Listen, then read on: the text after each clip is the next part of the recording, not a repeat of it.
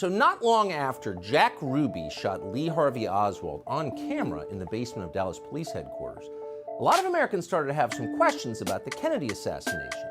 It was, you'd have to admit, a pretty extraordinary sequence of events.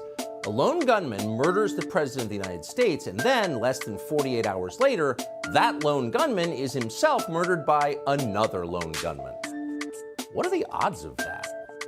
So less than a year after the JFK assassination, the Johnson White House released something called the Warren Commission Report. And the report concluded that while their motives remained unclear, both Lee Oswald and Jack Ruby had acted alone. No one helped them. There was no conspiracy of any kind. Case closed. Time to move on. And many Americans did move on. At the time, they had no idea how shoddy and corrupt the Warren Commission was. It would be nearly 50 years before the CIA admitted under duress that, in fact, it had withheld information from investigators about its relationship with Lee Harvey Oswald. But even then, at the time, before that was known, the government's explanation didn't seem entirely plausible, and some people started asking obvious questions about it. It was at that point, as Americans started to doubt the official story, that the term conspiracy theory entered our lexicon.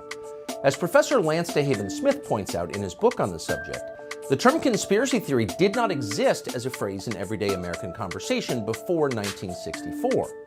In 1964, the year the Warren Commission issued its report, the New York Times published 5 stories in which conspiracy theory appeared. Now today, of course, the term conspiracy theory appears in pretty much every New York Times story about American politics. It's wielded, now as then, as a weapon against anyone who asks questions the government doesn't feel like answering. But despite 60 years of name-calling, those questions have not disappeared. In fact, they have multiplied with time. In April of 1964, a psychiatrist called Louis Joylan West visited Jack Ruby in his isolation cell in a Dallas jail.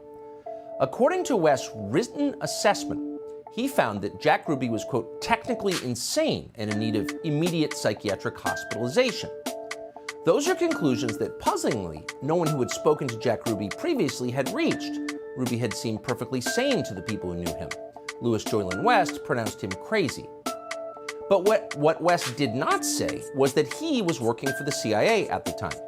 Louis Joylan West was a contract psychiatrist for the spy agency. He was also an expert on mind control and a prominent player in the now infamous MK-Ultra program, in which the CIA gave powerful psychiatric drugs to Americans without their knowledge. It makes you wonder, who really killed JFK?